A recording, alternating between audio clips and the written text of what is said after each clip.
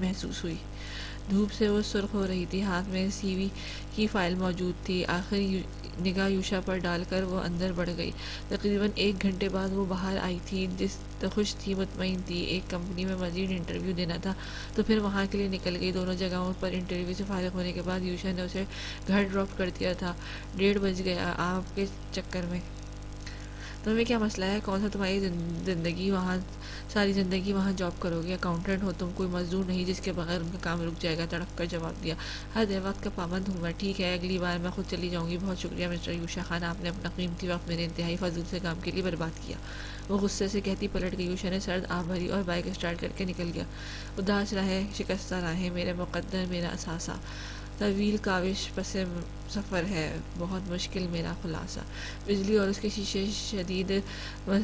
شدید مسائل۔ تقریباً 5 گھنٹے ہو چکے تھے، ہر بجلی کا نام و نشان نہیں تھا، حتیٰ کہ یو پی ایس کی بیٹری تک مر گئی تھی۔ گھر میں اندھیرا تھا۔ وہ جدھر موجود تھا وہاں چارجنگ لائٹ جلا رکھی تھی۔ رات کا 1 بج رہا تھا۔ نجف نے للک کو ہاتھ کا پنکھا دے دیا تھا جسے وہ جھل جھل کر تھک گئی تھی۔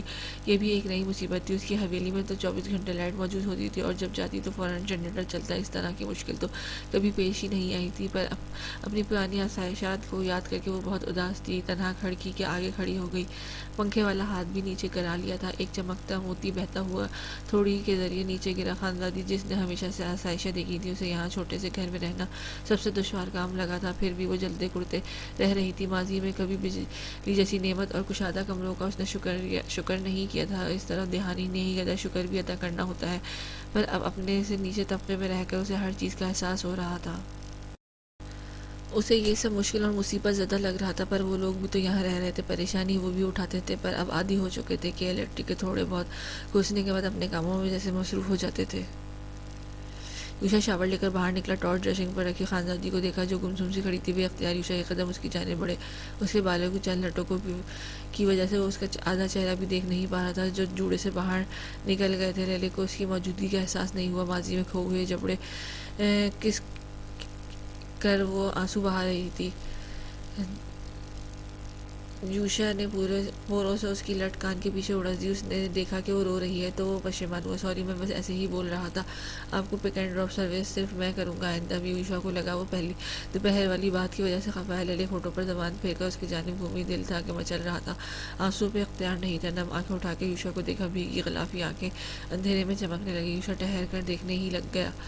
کمرے کی خاموشی معنی خیز ہوئی۔ یوشا نے اس کے ہاتھ سے پنکھا لے کر اپنے مضبوط ہاتھوں میں لے کر زور سے ہلایا۔ لیلی کے بال چہرے کے واپس چھونے لگے۔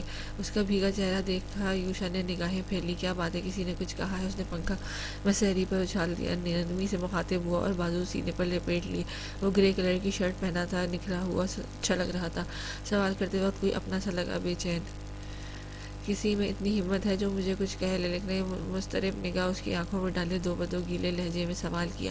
یوشا دھیمے سے ہنسا اور ہاتھ جیب میں پھنسا کر اس سے قریب ہوا۔ لیلی واپس کھڑکی سے باہر دیکھنے لگی۔ پھر کیوں مگرمچھ کے آنسو بہا رہی ہیں؟ پتہ نہیں، خیر یہ لائٹ کب آئے گی؟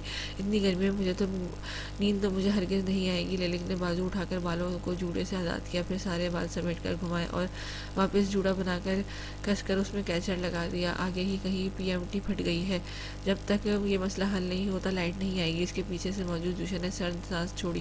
خان صاحب، مجھے نہیں رہنا یہاں، میں کیا کروں؟ میرے دل کو چین نہیں آتا۔ رفتہ رفتہ اس کی آواز بھیگ رہی تھی، پھر اس نے ہتھیلی سے آنسو رگڑے اور آنکھیں خشک کرنی چاہی۔ گرمی آپ کے سر پر چڑھ چکی ہے، چھت پر چلتے ہیں، وہاں ٹھنڈک ہوگی۔ اسے بازو سے تھام کر نرمی سے آگے بڑھا۔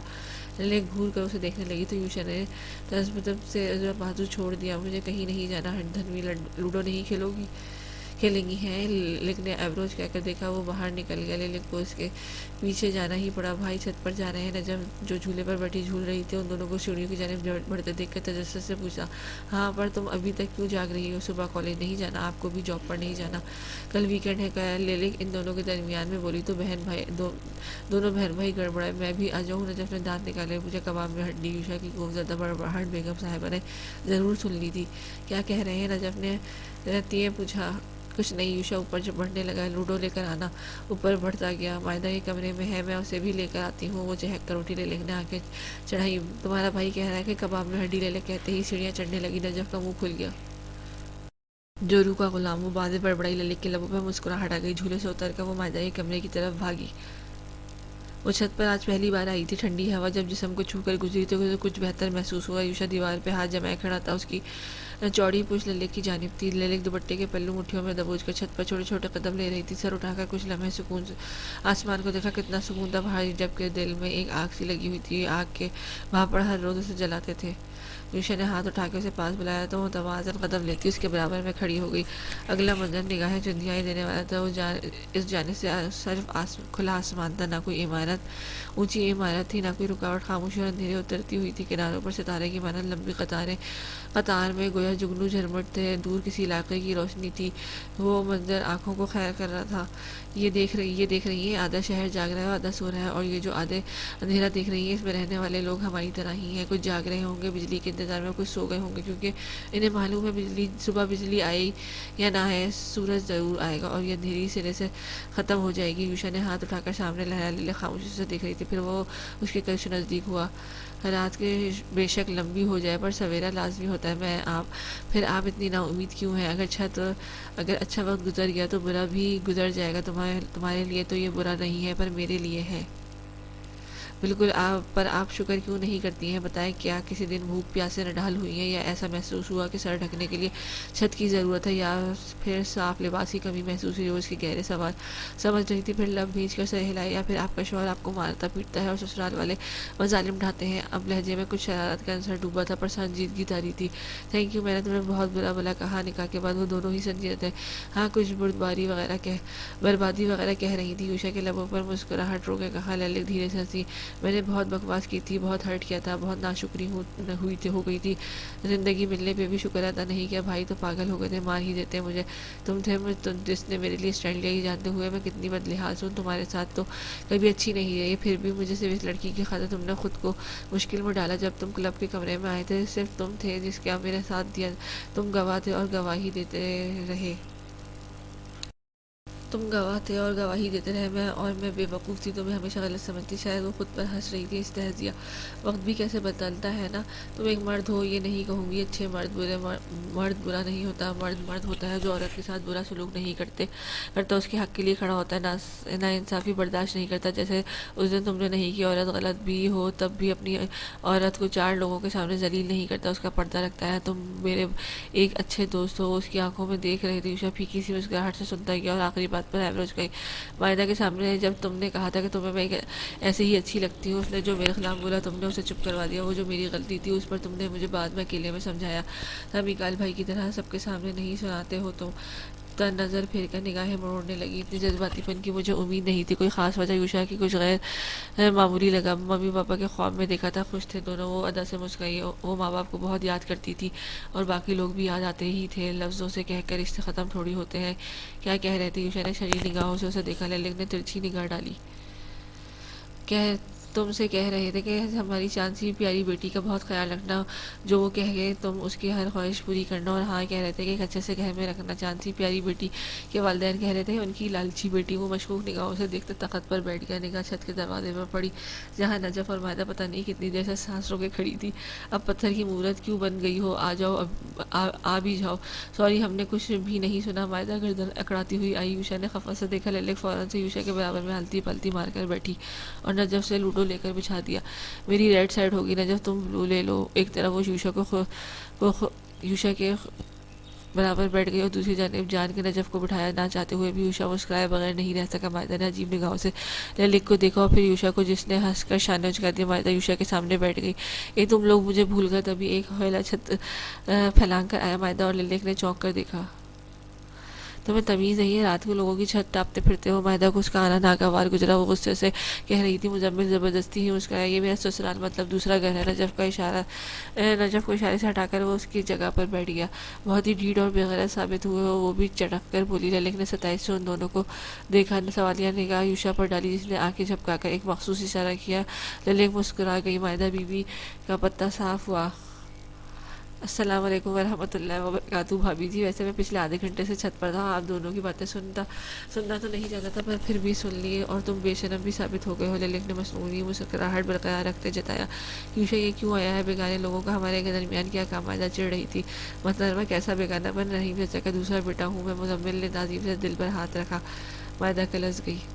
چلو چلو باری شروع کرتے ہیں. اس نے ہڑبڑی مچانے شروع کی. نجف نے اس کے پیچھے کھڑے ہوئے ہاتھ کمر پر رکھا. یوشا بھائی یہ ایسے ہی ٹپک جاتے ہیں, میں کھیلوں گی, اس کے فوراً سے ہٹائیں.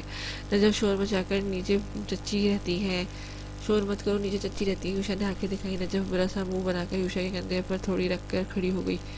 Ladies first. یوشا نے ڈائس ڈبیا میں ڈال کر لیلک کی جانب بڑھایا. کچھ اطراحٹ کے ساتھ لیلک نے ڈبیا تھام لیا اور آنکھیں انہیں اچھے سے کھنکار کر اچھالا.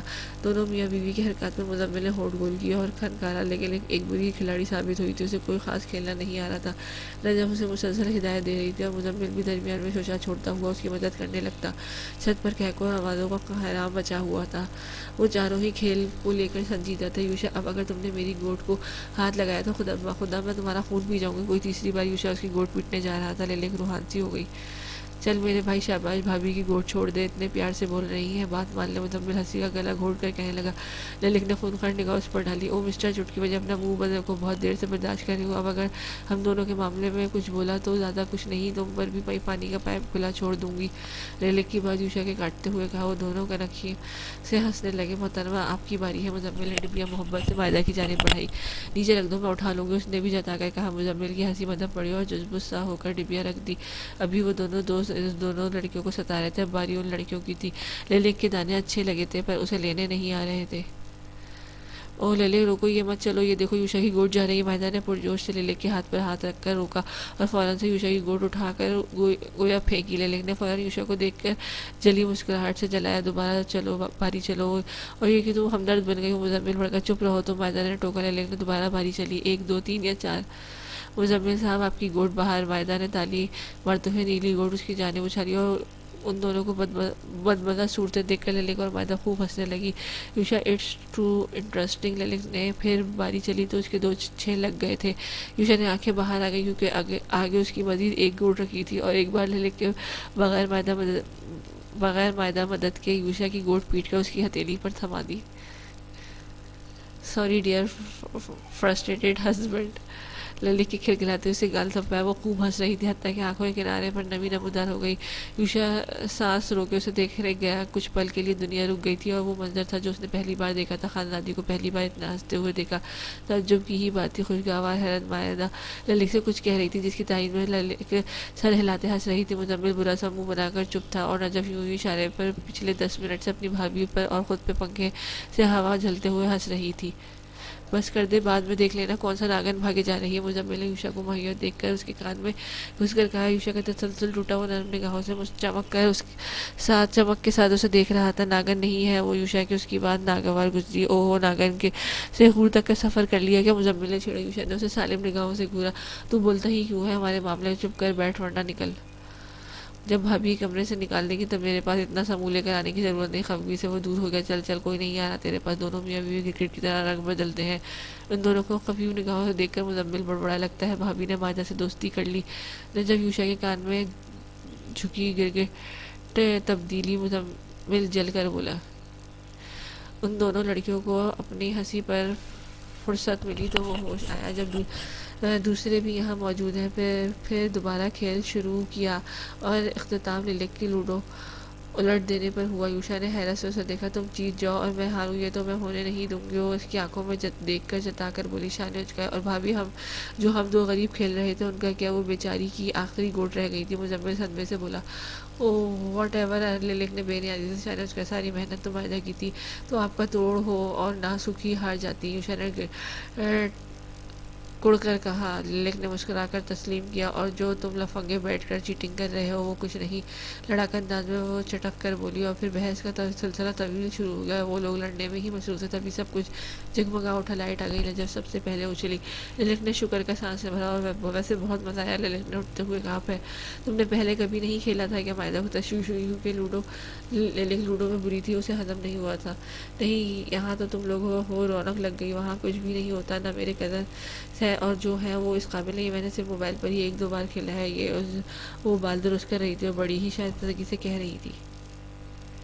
تمہارے ساتھ کھیل کر مزہ اچھا لگا. ہم پھر کسی دن محفل لگائیں گے. ہمارے جانے سے پہلے مائدہ مسکراتے ہوئے بولی. وہ دونوں ہی کافی خوش دکھائی دے رہی تھی. مزمل اور یوشا ان دونوں کو دیکھتے رہ گئے. بھلا لگ رہا تھا کہ کبھی ان دونوں میں درمیان کلامی ہوئی ہو. کوئی معافی نہیں، ذرا سی ہنسی مذاق سے ساری بدگمانیاں دھل گئیں۔ وہ کیا تھا، جتنی تیز لٹو نہیں گھومتا اتنی تیز خاندانی گھوم جاتی۔ یوشا نے مسکرا کر سر جھٹکا، عجیب سی سرساری رگوں میں دوڑ رہی تھی۔ پہلے لیلک کی اداسی بری لگی، پھر اس کا مسکرانا بھلا لگا اور دل کھول کر ہنستے ہوئے تو معاملہ ہی کچھ اور ہو گیا۔ یہ ڈائلاگ سنا سنا لگ رہا ہے، مزمل نے ترسی نگاہ سے دیکھا۔ یوشا نے چہرے کے زاویے بگڑ گئے۔ چپ شے، مجھے لگ رہا ہے تم ہارنے والے ہو، کیونکہ وہ تو ہار نہیں سکتی اور تم تو گئے۔ ان کی ایک مسکراہٹ پہ اوپر مزمل بڑی تنقیدی نگاہوں سے دیکھ رہا تھا۔ اپنی خراب آنکھوں کا علاج کرواؤ لالے، تم اپنے دل کا علاج کروا لو، اس سے پہلے محبت کا سانحہ پیش آ جائے۔ وہ دونوں سنجیدگی سے چھت کے داخلی دروازہ دیکھ رہے تھے۔ یوشا کے پرسوچ انداز میں دیکھا مزمل کھڑا ہو گیا۔ یوشا سوچوں سے باہر نکلا تو چھت خالی تھی، کمرے میں ایک بلب روشن تھا اور پنکھا فل اسپیڈ سے چل رہا تھا۔ لیلک مسہری پر چوکڑی مار کر بیٹھ چکی تھی اور میلز چیک کرنے لگی تھی۔ پچھلے چند گھنٹوں سے وہ اسی لیے لائٹ کے مندرجہ تھی۔ ڈیٹا پیکیج بھی ختم ہوا تھا، جبھی ہی وائی فائی کے آسرے انتظار کرنا پڑا۔ اسے شادمانی سے میل آئی ہوئی تھی۔ اس نے تیزی سے کھول کر پڑھنا شروع کی۔ اتنے ہی میں یوشا کمرے میں دروازہ بند کرتے ہوئے اندر آیا، موبائل چارجنگ سے لگاتے ہوئے نگاہیں لیلک کے اوپر مرکوز تھی۔ اسکرین کے سامنے اس کا چہرہ چمک رہا تھا اور میل پڑھتے پڑھتے چہرے کے رنگ بدل رہے تھے۔ خوشی کے تاثر اتارنے کی موبائل ہاتھ میں دبائے مسہری پر اچھل کر کھڑی ہو گئی۔ یوشا نے چونک کر موبائل رکھا اور مسہری کی پائتی کے بالکل قریب آ گیا۔ اب سوال کرتا ہی کہ لیلک خود بول پڑی، برانڈ کی طرف سے میل آئی ہے یوشا، مجھے جاب مل گئی۔ وہ قدر خوشی سے بولی تھی، کھلے بال کمر پر جھول رہے تھے، سرمئی آنکھیں موتی کی مانند چمک رہی تھی۔ یوشا مسکرایا، مبارک ہو۔ چیخیں کم، باہر آواز جائے گی۔ اس کی خوشی کو دیکھتے ہوئے بھی ہلکے پھلکے انداز میں بولا، یوشا مجھے یقین نہیں آ رہا، سب کچھ چلا چلا کر بتاؤں گی کہ مجھے جاب مل گئی۔ میرا خواب تھا یہ کہ میں اپنے لیے کچھ کروں۔ وہ بے یقینی سے ہنس رہی تھی۔ یوشا ٹراؤزر کی جیب میں ہاتھ ڈالے اسے دیکھ رہا تھا۔ اسے احساس ہو رہا تھا وہ اپنے فیوچر گولز کو لے کر کتنی سنجیدہ ہے۔ وہ تبھی وہ خوشی سے بےحال اس کی طرف لپک کر اس سے لپٹی تھی۔ تھینک یو یوشا، اگر کسی ایرے غیرے سے شادی کر لیتی تو کبھی اپنے خواب پورے نہ کرتی، اور بھائی نے تو اجازت دینی ہی نہیں تھی۔ وہ اپنی ہی دھن میں اس کی گردن کے گرد بازو لپیٹے بولے گئی، تھوڑی یوشا کے کندھے پر ٹکائی تھی۔ یوشا کا سانس حلق میں اٹک گیا۔ لیلک بیوی تو خوشی کے مارے کہاں کچھ سوچ رہی تھی، شوہر بیچاری کی کیا حالت ہو رہی ہوگی۔ یوشا کو اس کی حالت کا اندازہ ہوا، اگر وہ ذرا سا پیچھے ہوتا تو محترمہ مسہری سے نیچے منہ کے بل گرتی۔ یوشا نے بے اختیار جیب میں ہاتھ نکال کر اسے کندھا تھپکایا اور سانس فضا کے سپرد کی۔ اس کے خوبصورت بالوں کو مہک سے الجھا رہی تھی۔ لیلک کو جب پوزیشن کا اندازہ ہوا تو سر اٹھایا، نگاہیں یوشا کے کندھوں سے ٹکرائیں۔ وہ تو پتھر ہو چکا تھا۔ حساب عشق دیکھا، عجب دیکھا، غضب دیکھا، سب نفی، تجھے واحد اور خود کو صفر دیکھا۔ ایک نیا احساس رگوں میں دوڑنے لگا۔ وہ آہستہ سے پیچھے ہٹنے لگی تو گرنے والی ہو گئی۔ یوشا ٹرانس کی کیفیت میں باہر نکلا اور آرام سے اسے واپس مسہری تک پیچھے کیا۔ دونوں کے بازوؤں پر قفل لگے ہوئے تھے، اپنی جگہ پہ تذبذب کا شکار تھے۔ لیلک اب بھی مسہری پر کھڑی تھی، فوراً نیچے بیٹھ گئی اور چور نگاہوں سے یوشا کو دیکھا، جو اب بھی شاید اس لمحے کے زیر اثر تھا، پر لیلک پر واپس خوشی کا خول چڑھ گیا تھا۔ دوسری کمبنی سے جواب نہیں ہے، یوشا نے حالت پہ قابو پا کر کہا۔ انداز سپاٹ تھا، ہاتھ میں کنپٹی سے لائی اور مسہری پر دوسری طرف آ کر بیٹھا۔ لیلک نے اس کی جگہ پر دوپٹہ ہٹا کر اپنی گود میں رکھ لیا۔ اس کا سر موبائل پر جھکا تھا۔ اوہ چھوڑو مجھے، وہاں سے ویسے بھی اچھی وائبز نہیں آتی تھی۔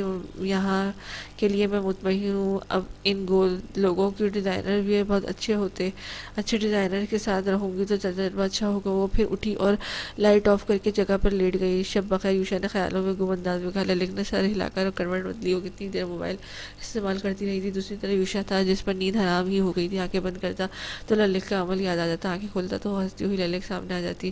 پر نہیں، یہ تو شاید اسے لگاؤ ہو گیا، محبت تھوڑی ہوگی۔ محبت یہ سانحہ کیا واقعی پیش آ چکا تھا؟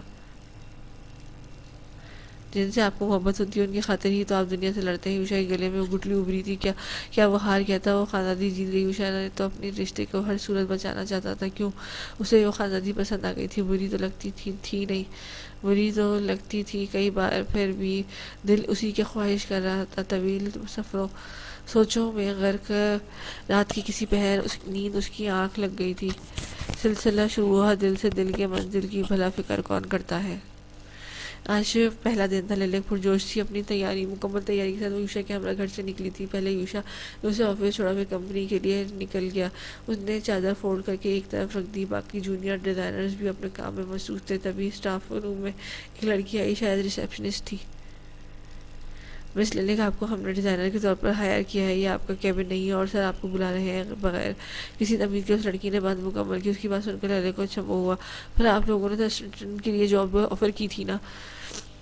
وہ سامان اٹھاتے ہوئے تعجب سے پوچھ لڑکی نے کہا جی پہلے آپ سر سے ملاقات کر لیں۔ لڑکی سرا سے کہتی پلٹ گئی۔ للک اس کی تائید میں پیچھے گئی۔ لڑکی اپنے مخصوص روم میں آگے رکی، شیشے کا دروازہ دھکیل کر اجازت طلب کرنے کے بعد وہ اس لڑکی کے پیچھے اندر گئی۔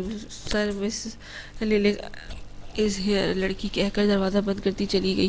للک نے اس بڑے سے کمرے کا معائنہ کیا۔ ایک ڈمی کھڑکی کے نزدیک کھڑی تھی جس کے گرد اخبار سے ڈریس ڈیزائن کیا گیا تھا۔ یقیناً وہ شو پیس تھا۔ نگاہ سامنے گئی تو انگریزی میں بڑے لفظوں میں شادمانی لکھا تھا۔ پھر گھومتی پھرتی نگاہ ٹیبل پر بیٹھے شخص پر پڑی۔ صاحب نے سر اٹھایا، وہ مسکرا رہے تھے، چاندنی کے بال، چہرے پر ہلکی داڑھی تھی، ٹو پیس سوٹ میں ملبوس تھے، چیئر پر کوٹ لٹکا تھا۔ لیکن ذہن میں کچھ جھماکا ہوا، اعتماد سے قدم اٹھاتی وہ ان کی ٹیبل کے قریب آ گئی۔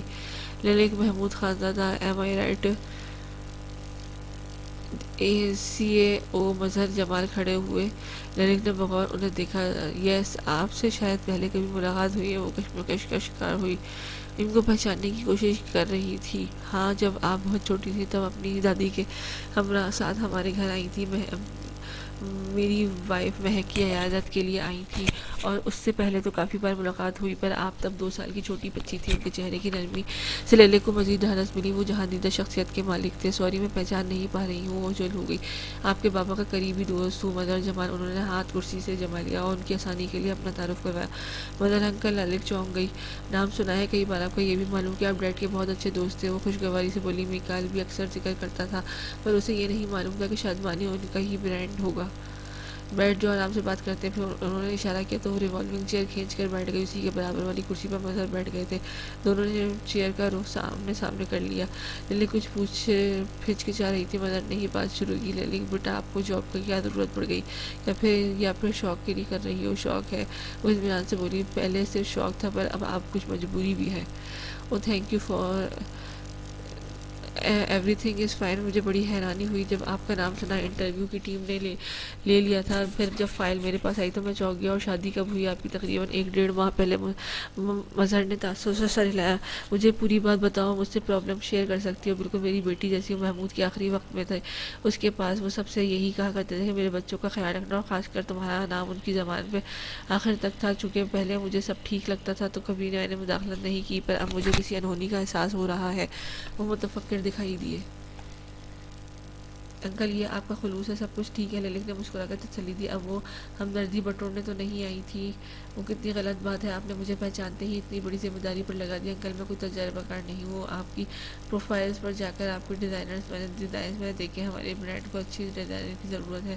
بچے، تمہیں خود پر اعتماد ہونا چاہیے۔ اسسٹنٹ کے لیے ہم نے کسی اور کو ہائر کر لیا ہے۔ مظہر اب خود بھی کمفرٹیبل ہو گئے تھے۔ پر یہ بہت بڑی ذمہ داری ہوتی ہے، اور میں بھروسہ کر کے آپ کو یہ ذمہ داری سونپ رہا ہوں۔ وہ اکیلی نہیں ہوں گی، اور بھی ڈیزائنر ہمارے برانڈ کے لیے کام کرتے ہیں، وہ ہیلپ کرتے رہیں گے۔ اتنی تعلیم حاصل کیوں کی تھی؟ کسی ڈیزائنر کے اسسٹنٹ بننے کے لیے، یا پھر اپنے ڈیزائنز بنانے کے لیے؟ آخر میں وہ ہنس پڑے۔ فی الحال اسے اسسٹنٹ کے طور پر ہی جاب ملی تھی، پر اسے اندازہ تھا کہ کچھ عرصے میں وہ پروگریس کر جائے گی، اور جہاں پر وہ پہنچنا چاہتی تھی اب وہ جگہ اسے بغیر کسی محنت اور قابلیت کے مل گئی تھی۔ قسمت اب مہربان ہو رہی تھی اپنے ڈیزائنز بنانے کے لیے۔ للک نے مسکرا کر سر جھکایا۔ میں تمہیں ایک بہترین فیشن ڈیزائنر کے طور پر مستقبل میں دیکھ رہا ہوں۔ میں نے یہ جاب اس لیے نہیں دی کہ صرف اپنے برانڈ کے لیے کام کروں، تمہیں حوصلہ دینا چاہتا ہوں۔ جب میں نے کہا کہ میری بیٹی جیسی ہو تو میں تمہیں آگے کامیاب بھی دیکھنا چاہوں گا۔ محمود نے اپنی زندگی میں میری کئی بار مدد کی ہے، اب احسان اتارنے کا وقت ہے۔ اگر میں اس کی بیٹی کے کام نہ آ سکوں تو غلط بات ہوگی، وہ ٹھہرے ہوئے لہجے میں کہتے رہے۔ للک کی آنکھیں بھیگ رہی تھیں۔ ہاں، خدا تھا جو مشکل آسان کر دیتا ہے، ورنہ اسے تو اب قسمت پر رونا آنے لگا تھا۔ قسمت وغیرہ یہ سب اسے فرضی باتیں لگتی تھی۔ آج محسوس ہو رہا تھا کہ کوئی ہے جو ہماری ڈوریں ہلا رہا ہے، وہ سب اس کی مرضی کے مطابق مقرر وقت پر ہو رہا ہے۔ ارے بچے جذباتی مت ہو، مہک آپ کو اچھے سے گائیڈ کریں گی، کوئی بھی مسئلہ ہو ان سے مدد لے لینا۔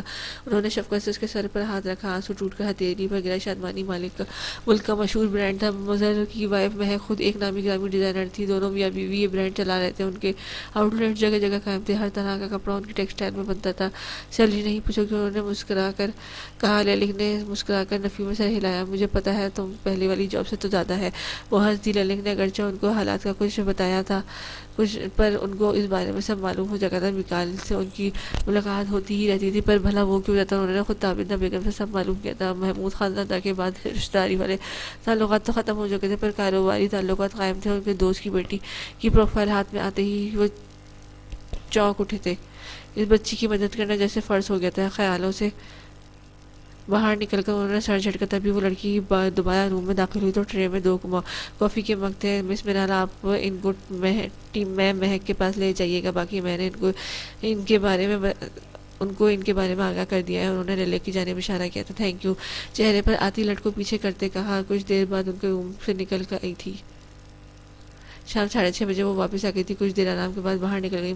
آج محترمہ نے زرعونہ سے روٹی بنانے کی ٹیکنیک پوچھ کر روٹیاں خود بنائی تھی۔ وہ ان کا دل صاف کرنا چاہتی تھی، وہ نہیں چاہتی تھی کہ آگے وہ اسے کچھ بھی کرنے سے روکے۔ شوہر کا تو معلوم نہیں، پر سسرال والوں کے دل کا راستہ بھی پیٹ سے ہو کر گزرتا ہے۔ اس نے اس بات پر حکمت عملی شروع کر دی تھی۔ اس نے اتنی محنت کبھی نہیں کی تھی کیونکہ ضرورت نہیں پڑی، پر وہ محنت سے گھبراتی نہیں تھی، خاص کر جب منزل پانے کا جنون سر پر سوار ہو تو اب تو ٹھہرنا بنتا ہی نہیں تھا۔ موڈی سی لڑکی تھی، سر پھری لفظ اس کے لیے بنا تھا۔ فیملی کے حوالے سے اس کی نیت بالکل صاف تھی، وہ اچھے لوگ تھے اور ان کو اپنی جانب سے بالکل پریشانی نہیں دیتے تھے۔ رات کے جب یوشا لوٹا تو وہ جاگ رہی تھی۔ اب بیٹھی کیوں جاگ رہی ہیں اور صبح آفس نہیں جانا؟ روز تم یہ پوچھ کر تھک نہیں گیا؟ خیر کتنی مطلبی ہو تم، بندہ پوچھتا ہے کہ پہلا دن کیسا گزرا۔ وہ موبائل بند کر کے رکھ چکی تھی، یعنی وہ اس سے بات کرنا چاہتی تھی۔ یوشا اسے اس کے پاس ہی مساری پر ٹکی اور آستینوں کے کف اوپر چڑھانے لگی۔ چہرہ نیند کی شکار تھا۔ اب جب بتانے کے لیے اتنی بےتاب ہے تو فرمایا میں سن رہا ہوں۔ وہ سکون سے بیٹھ گیا، لیکن نے گھور کے اسے دیکھا۔ آج کا دن ایک سرپرائزنگ ڈے تھا۔ جس کمپنی میں میں نے اپلائی کیا ہے وہاں کے اونر میرے ڈیڈ کے فرینڈ ہیں، وہ مجھے جان گئے تھے اور تمہیں پتہ ہے انہوں نے کسی اسسٹنٹ کے طور پر نہیں بلکہ پراپر فیشن ڈیزائنر کے طور پر ہائر کر لیا۔ وہ خوشی سے بتانے لگی۔ یوشا سر دائیں بائیں ہلا کر اب اچکا کر تعجب سے دیکھا۔ او سفارش! اس نے ہونٹ گول کیے، لے کر چہرہ سرخ پڑا۔ والد صاحب تو اوپر بیٹھ کر بھی بیٹی کی سفارش لگوا رہے ہیں۔ شٹ اپ، قابلیت پہ ہائر کیا ہے مجھے، تم نہ چلتے رہو، تم سے زیادہ سیلری ہوگی میری تمہاری۔ وہ تھکی ہوئی کمپنی 25-30 ہزار پر تنخواہ رہی، مجھے 45 ہزار ملیں گے اور بعد میں پیسے ڈبل ہوتے جانے جیسے جیسے پروگریس کروں گی۔ اتنا آ کر اس نے گردن اکڑائی، کندھے پر سے بال اچھالی۔ یوشا نے کان میں انگلی ڈالی، کہیں نظر آ کے چڑھا کر دروازے کی جانب دیکھا۔ انکل نے دوست کی بیٹی کی شکل دیکھ کر اتنی سیلری آفر کر دی؟ وہ سفارش پر ایک بات ہے، پیرنٹس کتنے اچھے ہوتے ہیں نا، انکل کہہ رہے تھے۔ ڈیڈ کی زبان پر میرا نام تھا۔ وہ جذباتی ہونے لگی۔ آپ کو یہ پہلے کسی نے نہیں بتایا؟ یوشا نے پوچھا، لیکن سرنفی ملایا۔ انسان کو اتنا ہی اچھا ہونا چاہیے کہ اس کے جانے کے بعد اس کے اپنے خونی رشتے یا دیگر لوگ مستفید رہیں۔ اس کی اچھائی اس کے بعد اس کی اولاد کے کام آیا۔ اداس نہیں تھی، خوش تھی۔ آنسو صاف کر لیا۔ یوشا سر جھکا کر مسکرایا۔ مجھے تمہیں ایک اور بات بھی بتانی تھی، ادھر سنبھلی کیا؟ اس نے پریشانی مسلی۔ میں فری لانسر ہوں، شادی سے پہلے یہی کرتی تھی، اب لیپ ٹاپ وغیرہ حویلی سے نکلوا لوں گی تو دوبارہ یہ کام شروع کر دوں گی۔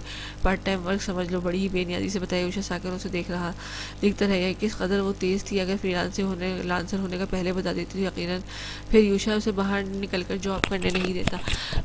زیور رکھ دیا تھا، لیپ ٹاپ رکھنا ایسے بھول گئی یار، مجھے یہ لگا تھا میں نے بیگ میں ڈال دیا پر نہیں ڈالا تھا۔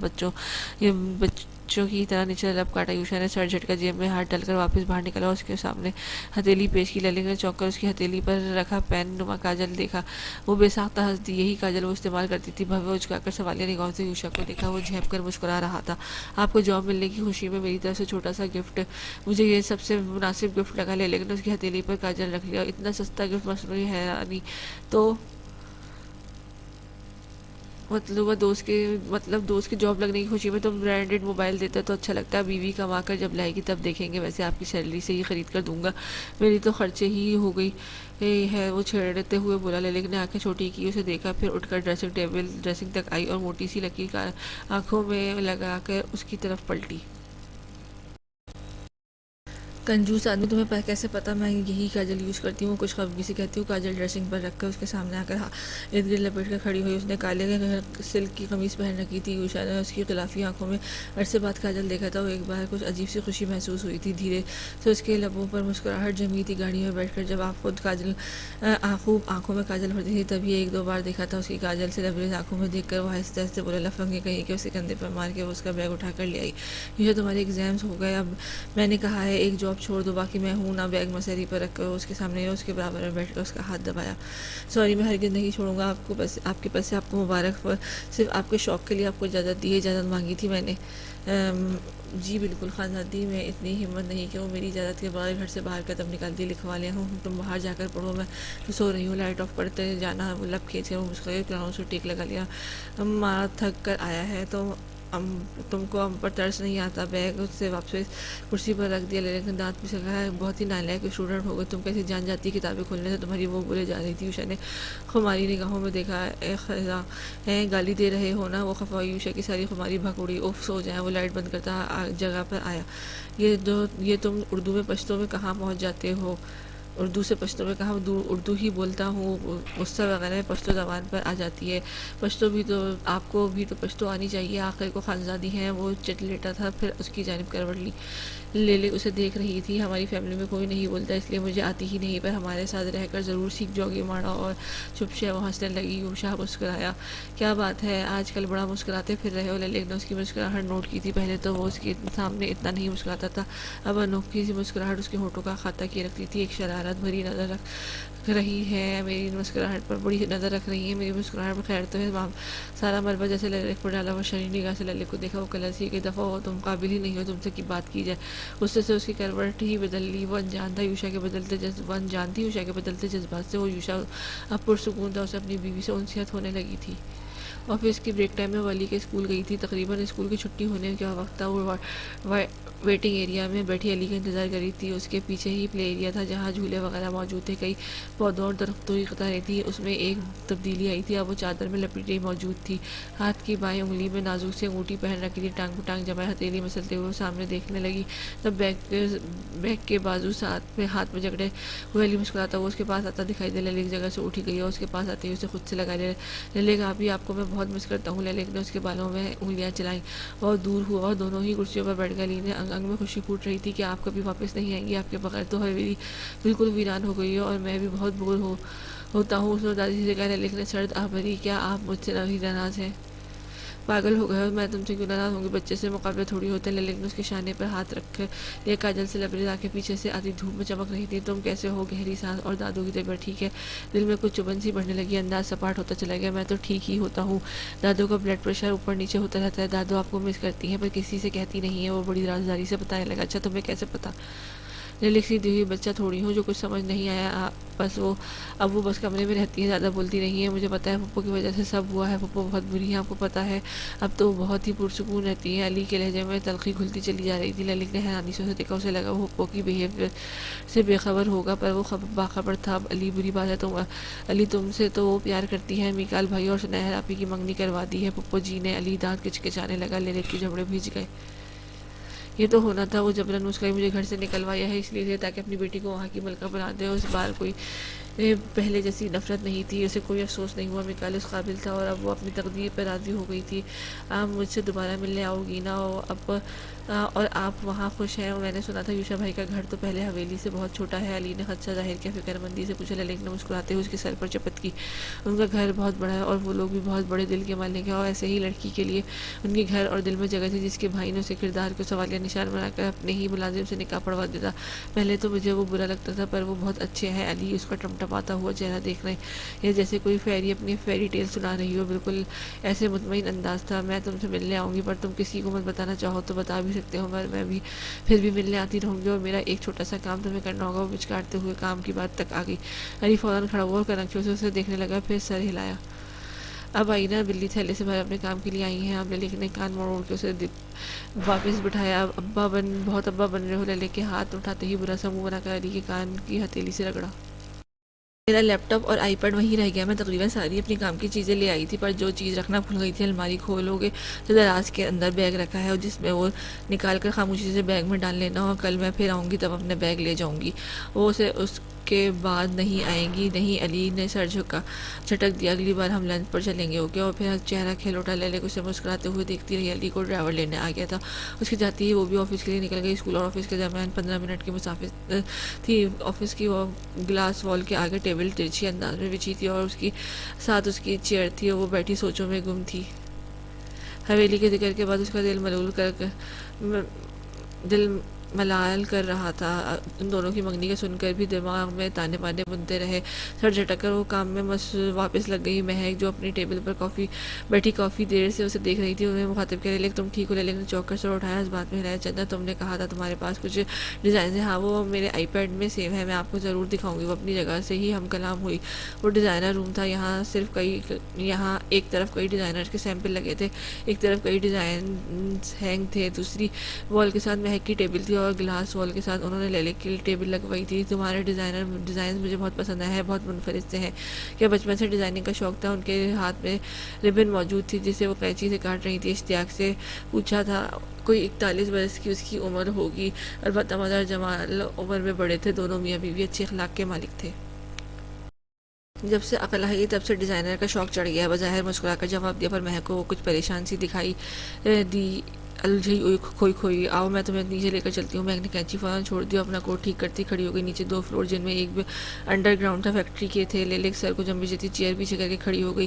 اتوار کا دن تھا، دونوں ہی آج گھر پر موجود تھے۔ لیلک کمرے میں داخل ہوئی تو یوشا کو کتابوں کے ساتھ موجود پایا۔ چونکہ امتحان قریب تھے تو اب یوشا کے اندر محنتی اسٹوڈنٹ کا ابال جوش پر چڑھ گیا تھا۔ وہ بیڈ پر چند کتابیں پھیلائے ہوتا اور خود کرسی پر بیٹھا تھا۔ اس کی پوچھ لیلک کی جانب تھی، گرتے شلوار بال ماتھے پر گر رہے تھے، کنپٹی کی رگیں ابھر رہی تھی۔ لیلک نے اس کی چوڑی پوچھ دیکھی اور آنکھیں گول گھمائی اور مسہری پر ٹک کر بیٹھ گئی۔ اسے دیکھنے لگی جو اس سے بالکل ہی فراموش بال پین کی نوک کو رجسٹر پر رگڑنے میں مصروف تھا۔ لیلک نے ایک بک اٹھائی اور اس میں ہائی لائٹر سے پوائنٹ نمایاں تھے۔ وہ خود تو سوال حل کرنے میں مصروف تھا، اندھا ہی ہو گیا ہے بالکل ڈفر کہ میں بھی بیٹھی دکھائی ہی نہیں دے رہی۔ لیکن لیلک نے اس کے مصروف انداز پر دانت پیسے۔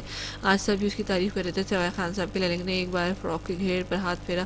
اسے آفس جاتے ہوئے 2-3 ہفتے گزر چکے تھے اور جو سوٹ وہ پہن کر بیٹھی تھی اس نے جو خود ڈیزائن کیا تھا، گھر میں سب نے ستائش سے اسے دیکھا تھا اور ادھر اس موصوف نے ایک نگاہ ڈالنا بھی خزانتی پر گوارا نہیں کیا تھا۔ اسٹوپڈ ایڈیٹ، پتہ ہی نہیں ہے کہ تعریف بھی کرنی ہوتی ہے۔ اسے خود بھی نہیں پتا چلا کیوں جل بھن رہی ہے، خود ہی کہتی تھی امتحانات کی تیاری کرو۔ اب جب وہ سکون سے کر رہا تھا تو بھی محترمہ کو مسئلہ لاحق ہو گیا تھا۔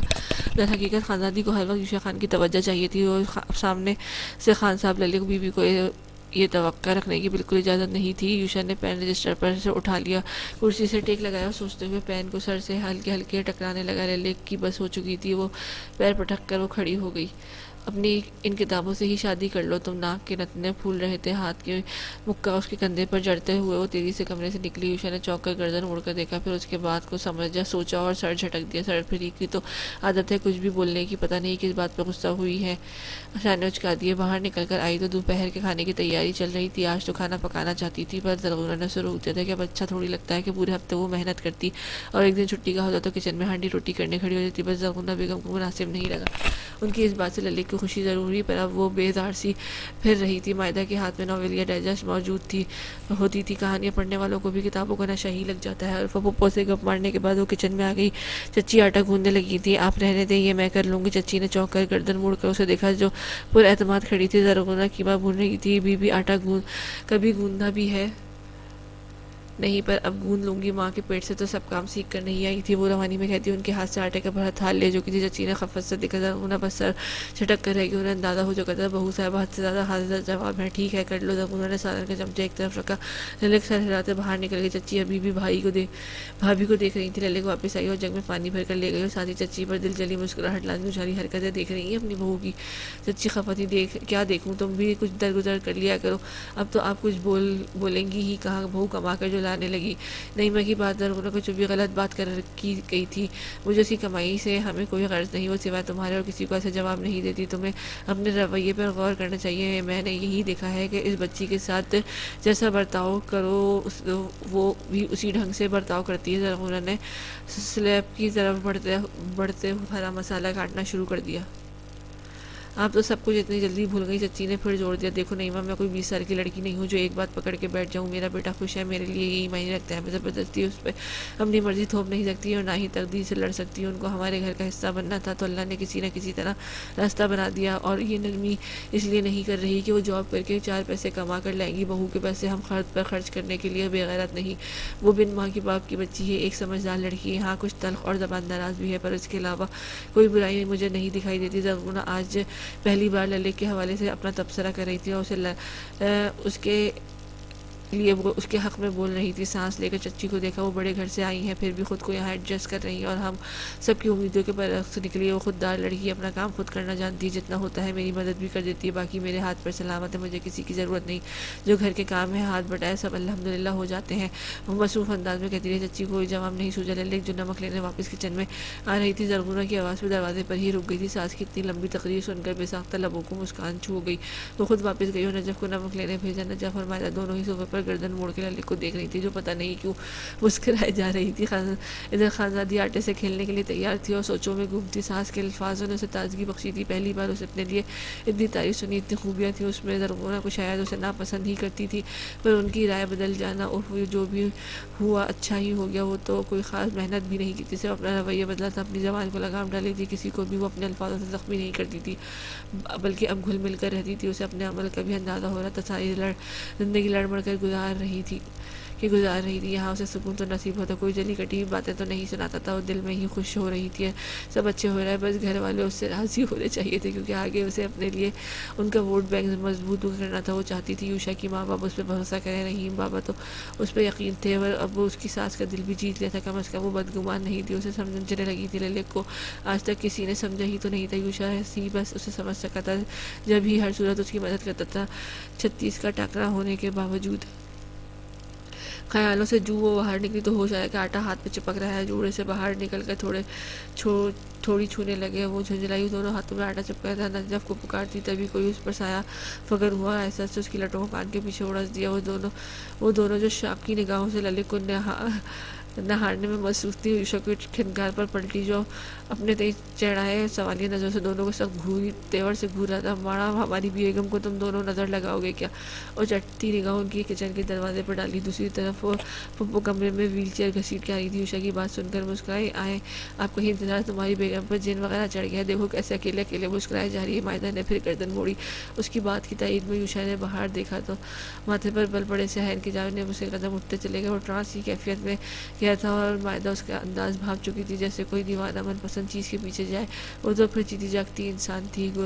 گوشہ یار ہو اور بہار نہ ہو, یعنی چاند ہو اور خوبصورت نہ ہو. وہ تخت پر بیٹھی آٹے کے ساتھ جنگ چھیڑ چکی تھی. اب اس کا منہ کے زاویے بگڑ رہے تھے, جیسے اکتائی ہو گئی.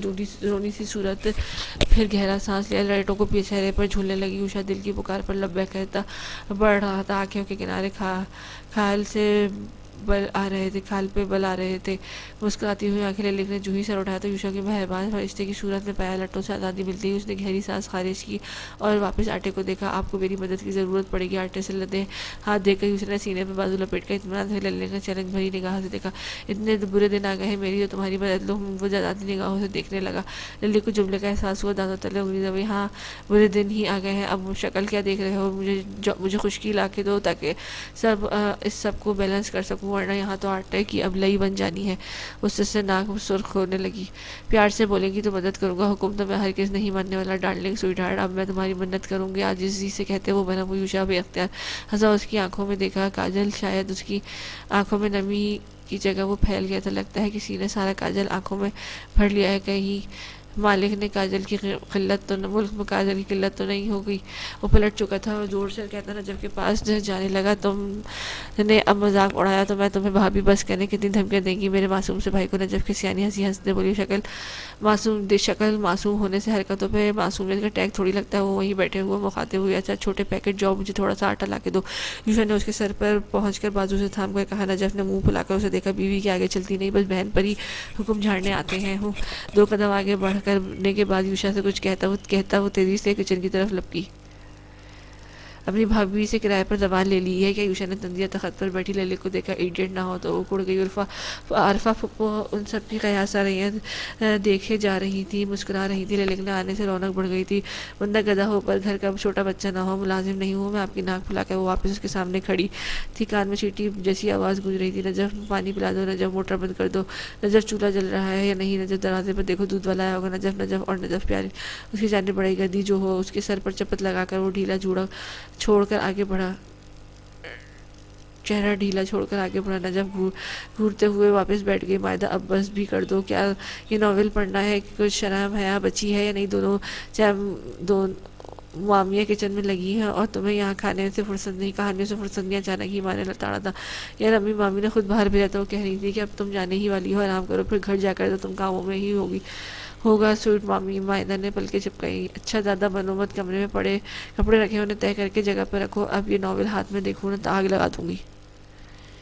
अम्मा को गुस्से में ही आ गई थी। अब मैंने अपना पेट काट कर उसके लिए 1500 रुपये जमा किए थे और आप इसे ही आग लगा देंगी। जज्बाती सी तकरीर अभी शुरू हुई थी। अरफन ने आंखें दिखाने पर जज्बात में पानी डालकर अंदर भागी। बीबी तुम भी इसके साथ जाओ, क्या इधर उधर देख रही हो? पप्पो, मैं तो बैठी रहूँ ना लव बर्ड्स की नोकझोंक देखने के लिए। नजफ मासूमियत से उसे देखा। अरफा सर पीट कर रह गई।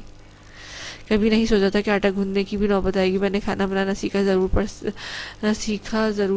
था, पर इतना शौक नहीं था। जब ही अब घर पर कभी ट्राई नहीं किया। हाँ, मैं शहजादियों की तरह रहती थी वहाँ पर। सही कहता है, ससुराल ससुराल होती है। उसने खुश कर डाल तो आटे की कुछ बेहतर शक्ल निकल कर आई। अब वो आटे पर मुक्के मार रही थी। मेरी माँ ने तो कभी आपसे कोई काम के लिए नहीं कहा। यूशा खफा सा हुआ। वो तुम अपनी लेकर बैठ जाओ, वहाँ सब मुझे घर से निकालने के बाद शुक्राने नफिल अदा करते होंगे। वो जले पैर की बिल्ली बनी हुई थी। बैठे बैठे हवेली उसके मकीन याद आ गए, जिन्हें वो याद करना नहीं चाहती थी, फिर भी याद आते थे। जब याद आते थे तो मजीद याद आने लगती थी। अब इस खुशी में बिरयानी की देगे चढ़ाई होंगी। यूशा उसके हाथ से पानी डालने लगा। थोड़ा सा डालकर हाथ रोक लिया। ललित ने वापस आटे पर मुक्के लगाने चाहे। अब ज़्यादा भी मत फेंको, ये क्या बवाल मुसीबत है। फिर आटा चिपक गया।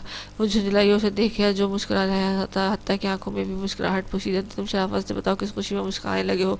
कोई बकवास भरा जवाब नहीं देना, वरना मैं यहाँ ही दाल तुम्हारे सर पर उलट दूंगी। वो तड़खी लगाते हुए बोली। उषा ने कुछ जवाब नहीं दिया। प्याली से मजीद कुछ आटा डाला। दोनों मियाँ बीवी तजर्बे कर रहे थे। ललित ने शाकी निगाहों से उसे देखा। कहीं तुम्हारा कोई अफेयर तो नहीं चल रहा? महबूबा की याद पर मुस्कुराते रहते हो। शक जबान पर फराना। उषा क्लास ही गया, जगह तखत पर रख दिया। बीवी को देखकर बंदा मुस्कुरा नहीं सकता।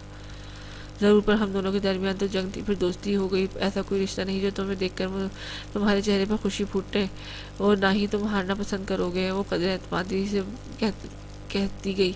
उषा देखता ही रहा। अजीब लड़की थी, उसके होश उड़ा के अब भी बेखबर थी। उषा ने गर्दन झटकी। इतनी बेखबरी भी अच्छी नहीं थी। खैर, ये इतनी मेहनत कर खुशी में हो रही है, अभी पकवान बन रहे हैं तो कभी कुछ। उषा ने आंखें छोटी करते उषा ललित ने बेजादी से गर्दन रगड़ी। ससुराल वालों को दिल जीतने के लिए क्या है ना कि उनके दिल का रास्ता पेट से होकर जाता है। अच्छा, मैंने तो शौहर का सुना था, गलत सुना था। असल में बात ससुराल वालों की होती है। शौहर और बीवी का क्या है, उनके रिश्ते में तो मोहब्बत और एहतराम होना ही चाहिए ना। समझाते हुए कहा। यूशा ने बोलने के लिए मुंह खोला ही था। अब तो हमें दरमियान में मत घसीट लाना। यूशा की अगली बात जो जबान पर आती, ललित ने फौरन उस पर पानी ही डाल दिया। जैसे मुझे आपसे मोहब्बत हो गई है। इसी तरह लहजा सरसरी रखा। तुम एक तो सीरियस हो जाते हो और आप मुझे सीरियस लेती नहीं है। क्यों लो तुम्हारी फजूल गोई को सीरियस? तुम तो कसम खाई है मुझे तंग करने की। आटे की अब बेहतर शक्ल हो गई थी। ललित ने हाथ उठा ली। यूशा ने गाय उस पर जमी थी। और अगर मैं कहूँ मुझे बाकी आप अच्छी लगने लगी है, मुझे भी तुम अच्छी लगने लगे जब से ये फजूल सी चेन उतारी है। इंसान वाला हुलिया अब नाया बेलजक अंदाज में उसकी बुरी आंखों में डाल दिया था। यूशा बदमजा होकर खड़ा हो गया और कफ को दुरुस्त करके मुड़ने लगा। मोहतरमा की क्या बेखबरी थी, जानकर भी अनजान थी, सास की भी सुनकर भी अनसुनी कर चुकी थी। यूशा, मेरा दुपट्टा फिसल कर गिर गया है, ये कमरे में रख देना। उंगलियों की और हाथों की पुष्ट आटा हल्का सा चिपका था। थाल उठाकर बेनियाजी सी कमरे किचन की जाने बढ़ गई। यूशा खफगी से उसकी पुष्ट तकता रहा। मैसी सा जुड़ा कैचर में मुकरी था। कई लंबी लटें कमर पर बिखर गई थी। गर्दन मोड़कर तखत पर उसका जामनी सिल्क का प्रिंट दुपट्टा देखा। वो मारा बस ये जी हुजूरी करना रह गई थी। हाथ बढ़ाकर दुपट्टा मुट्ठी में दबोचा और तनफन सा कमरे में घुस गया।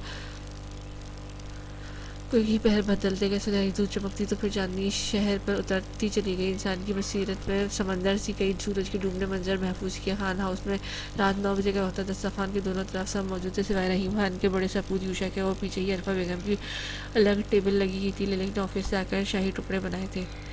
टिशू का डब्बा बाएं हाथ में पकड़ चेहरे के गिर्द थाम कर दो सर पर रोका हुआ था। बस बच्चे, मैं इतना मीठा नहीं खाता। रहीम खान ने उसके सर पर हाथ रखा रोका तो ललित ने हाथ रोक कर चमचा कांच की ट्रे में रख दिया। अरे बाबा, कुछ नहीं होता, आपकी शौगर वैसे ही आजकल लो चल रही है। उसने ट्रे दस्तरखान पर रख दी।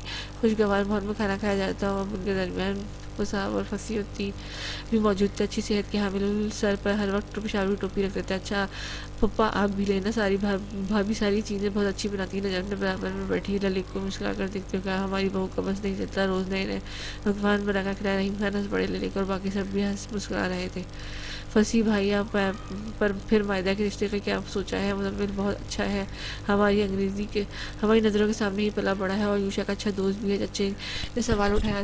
آج شام مزمل کی والدہ مائدہ کے لیے رشتہ لے کر آئی تھی اور سننے کے بعد ان لوگ اپنے گھر واپس جانے والے۔ ان کے جانے سے پہلے وہ رشتہ کی بات کرنا چاہتی تھی۔ مزمل سے ملاقات تو کئی بار ہوتی ہے بھاگ صاحب، ایک بار یوشا سے اس کے بارے میں پوچھ گچھ کروں گا، پھر اکلوتی بیٹی ہے، سوچ سمجھ کر ہی فیصلہ فرض سے سبکدوش ہونا چاہتا ہوں۔ پیار سے انہوں نے مائدہ کو اپنے ساتھ لگا لیا تھا۔ گفتگو جاری رہی۔ مائدہ اٹھ کر باہر شہر میں جھولے پر بڑھ گئی۔ لینے سے کچھ الجھن کا شکار دیکھا تو اس کے پاس پہنچ گئی۔ کیا ہوا مائدہ؟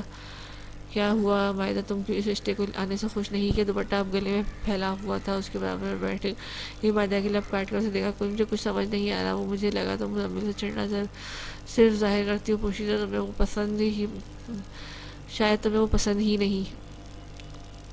ایسی بات ہرگز نہیں، وہ پریشان کرتا ہے جب ہی میں اس سے جواب دیتی ہوں۔ بچپن سے معمولی گھر آتی رہی ہوں، یوشا سے دوستی تھی، اس لیے دوست کے بھی کافی جانتی ہوں۔ دونوں ہتھیلیوں لکڑی کے جھولے پر جما رکھی تھی اور نگاہ دروازے پر مرکوز۔ تو پھر کیا مسئلہ ہے؟ مجھے اس سے محبت تھوڑی ہے، اور میں نے سنا ہے جس سے محبت ہو اسی سے شادی کرنی چاہیے۔ زندگی آسان گزر جاتی ہے اور پیر بھی اب ہلانے لگی۔ تم کہانیاں پڑھ پڑھ کر فینٹیسی میں جا چکی ہو، دراصل حقیقت میں آ کر دیکھو۔ ہمارے ملک میں ارینج میرج کا رواج ہے، ہمیں شادی کے بعد ہی میاں بیوی کو ایک دوسرے سے محبت ہو جاتی ہے، کوئی دوسرا آپشن جو نہیں ہوتا۔ مائدہ بڑبڑائی اور اداسی سے بڑی پیاری لگ رہی تھی۔ سفید رنگت، گہرے بھورے بال، پٹھانوں کی خوبصورتی حد ہے کہ بات یہ ہے کہ پریشان نہیں ہوتا۔ بھولو مزید دنیا ہے ایسی لوگوں سے بھری ہوتی ہے جو بندی کی آخری بات جو بیوی کی ہوتے ہوئے بھی باہر آنکھ مٹکا کرتے پھرتے ہیں، اور ایسے ہی کچھ بد نصیب عورتیں بھی اپنے مردوں کو دھوکہ دے رہی ہوتی ہیں۔ مائدہ نے بات مکمل کر دی۔ بیوی میں کہانیاں پڑھتی ہوں جو اتنی تلخ ان کہانیوں میں موجود ہوتی ہے،